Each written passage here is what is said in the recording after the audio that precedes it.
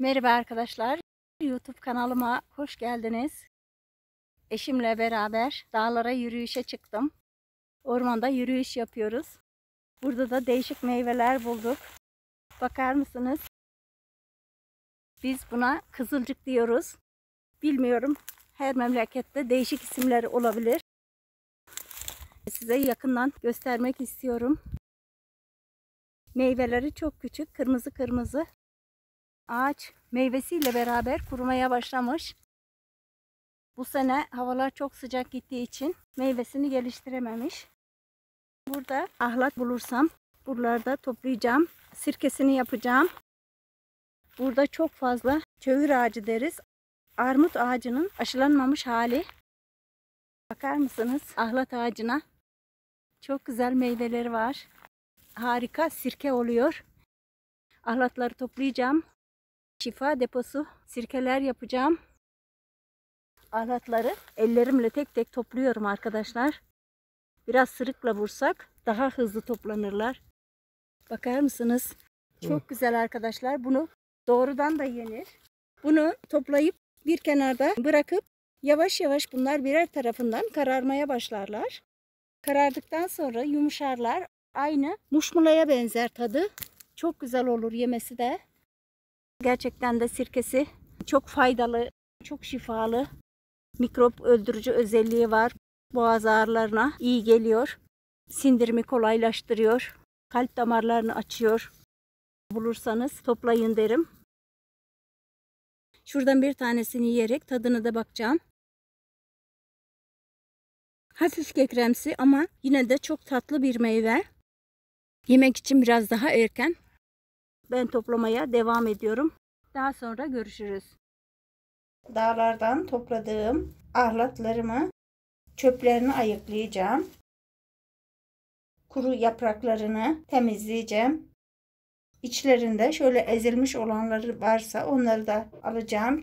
Çünkü sirkemizin tadını değiştirebilir. İlaç yok, gübre yok. Çok doğal bir sirke olacak bu. Şöyle kurt deliği gibi olanlar varsa onları da ayıklayacağım. Yerleri düşenlerde şöyle bereler var. Bunları koymuyorum. Şunların güzelliğine bir bakar mısınız? Arkadaşlar, ahlatlarımın saplarını, çöplerini, ezilenlerini hepsini ayıkladım. Şimdi bunları bol suyla yıkayacağım. Dağlardan topladığımız için çok güzel yıkamamız lazım.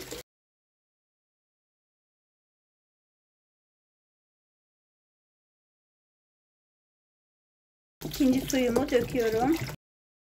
Pırıl pırıl olması lazım.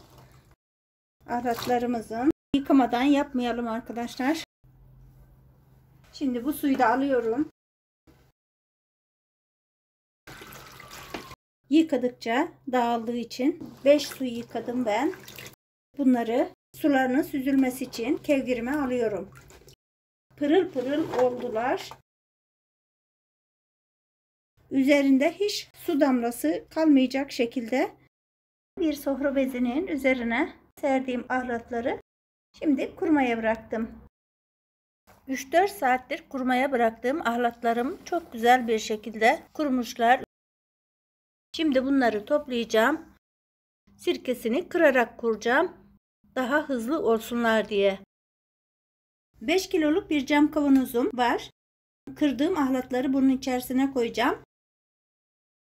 Elimde şöyle bir sarımsak ezeceği var. Onunla kesme tahtamın üzerinde kırıyorum. Çok da kolay kırılıyorlar. İstersek su bardağıyla da kırabiliriz. Çok kolay kırılıyor arkadaşlar. Hemen de ezilebiliyorlar. Elimizde şöyle bir gazoz şişesi var. Bununla da kırabiliriz. Kırmadan da yapabiliriz. Benim kırmadan yaptığım tarifimde var. Meyveler ezildiği için daha hızlı asitleneceklerdir. Ve sirke oluşumu daha erken başlayacaktır. Bir vuruşta hemen eziliyorlar. Kırmış olduklarımı kavanozuma dolduruyorum. Kavanozumun yarısına kadar kırdığım ahlatları dolduracağım. Ahlatın boyası kesme tahtamızı kirlendiriyor. Şöyle bir poşet yaparak ahlatlarımızı da içerisine 5-6 tane koyup poşeti de kapatarak vurup kırabiliriz. Bunlardan sıçrayan sular üzerimizde lekeler yapabiliyor. Bütün ahlatlarımı kırdım. Kavanozumun yarısına kadar ahlat koydum. Bu kadar yeterli. Şimdi bunu kaldırıyorum. Geride kalan ahlatlarımı ayrıca yapacağım. Kavanozumuzun ağzında 4 parmak boşluk kalıncaya kadar içme suyu dolduruyorum. İster arıtılmış su, ister kaynatılmış, soğutulmuş su da olabilir. Bu kadar yeterli. İçerisine 5 yemek kaşığı şeker koyuyorum. Tatlılık oranı çok önemli sirkemizin oluşumunda. Az olursa biraz daha şeker ilavesi yapabilirim. İsterseniz bal ya da pekmez de koyabilirsiniz. Elimde ne varsa onu koyuyorum. Tadına bakacağım. Tadı 3-4 şekerli çay tadında olmalı. Tatlılık oranı gayet güzel. 5 yemek kaşığı şeker buna denk geldi. Üzerine 1 su bardağı armut sirkesi koyuyorum. Bu sirke de benim kanalımda var. Çok keskin bir sirke. Tekrar karıştırıyorum. Karıştırırken metal kaşık da kullanabiliriz. Ağaç kaşık kullanıyorsak sadece meyvelerimiz dibe çökünceye kadar sirke karıştırmalarda kullanalım. Çok güzel bir şekilde karıştırdım. Elimde bir miktar sirke anası var. Daha hızlı sirkem olsun diye bir parça koyacağım. Sirke anası olmasa da olur ama birazcık geç olur. Bütün malzemelerimin birbirine karışması için tekrar karıştırıyorum. Üzerine geçirgenliği olan bir tülbent örtüyorum. Herhangi bir sinek, böcek girmesin diye lastikle sıkı sıkı kapatıyorum. Hafif loş, hava alan bir bölgeye kaldırıyorum. Ahlat sirkemi kuralı bugün tam 3 gün oldu. Bir defa karıştırdım. Fırsatım olmadı. Şimdi size son halini göstermek istiyorum. Üzerindeki örtüsünü alıyorum. Kenarlardan hafif köpürmeye başlamış. İçerisine koyduğum ana parçası da üzerine çıkmış. Sanki sirkemiz ana tutmaya başlamış gibi olmuş. Karıştırması biraz daha kolaylaşmış. İlk gün daha zordu. Meyvelerimiz asitlendiği için köpürmeler de başlamış. Arada aklıma geldikçe karıştırmaya çalışacağım. Eskiden sabah akşam diyordum. Daha sonra bir sirkemi düzenli karıştıramadım. Sonra bir baktım ki o da çok güzel ana tuttu. Sirkesi de çok güzel oldu. Onun için insanları zorlamak istemiyorum. Gün aşırı bile karıştırabilirsiniz diyorum. Karıştırırken devamlı bu ağaç kaşığı da karıştırma işlemimiz bitinceye kadar yemeklerde kullanmayalım. Yemeklerde yağa giriyor kaşığımız. Metal kaşıkla da karıştırırsanız onunla devamlı karıştırabilirsiniz. Onda herhangi bir sorun yok. Çok güzel karıştırdım. Kullanılmamış bir kağıt havluyla kenarlarını siliyorum. Bir takipçim yazmış. Sirkem ana tutmaya başladı. Kenarları kirli. Silmesem olur mu diye. O kir ileride küfe dönüşebiliyor. Sirkemiz bozuluyor. Benim de başıma geldi. Şehir dışına gittiğimde ana tutmuş sirkem kenarındaki lekeden küf kapmış ve sirkem bozulmuştu. Mutlaka temiz tutmamız lazım. Anaya dokunmadan da temizliğini yapabiliriz. Kenarlarını çok güzel temizledim. Örtüsünü kapatıyorum. Lastiğini de sıkı sıkı kapatıyorum. Ahlat sirkemi kuralı bugün tam 15 gün oldu. Ara ara karıştırıyorum. Köpürmeler hala devam ediyor. Meyvemiz artık asitlendi. Üzerinde kef oluşumları olursa onları da temizliyorum. Birkaç gün içerisinde de meyveler tümden dibine çökecek ve artık sirkemiz ana oluşturmaya başlayacaktır. Tekrar böyle karıştırıyorum. Arkadaşlar suyun tadı çok güzel. Bayağı tatlı bir su. Meyvemiz tatlı olursa sirke gerçekten de daha hızlı ve kaliteli olacaktır. Bulunduğu ortam serin arkadaşlar. Evin içinde olsa daha hızlı mayalanırdı. Güneş almayan, hafif loş, hava alan bir bölgede tutuyorum. Üzerine de lastik geçiriyorum. Beklemeye alıyorum. Ahlat sirkelerimi kuralı aşağı yukarı 3,5 ay kadar bir süre geçti. Ahlatları ben kırarak yapmıştım. Burada özellikle söylemek istiyorum. Kırarken mutlaka üzeri örtülü kırın. Çünkü etrafına sıçrayan sular örtümüzde leke yapıyor. Ancak kaynatarak temizleyebiliyoruz.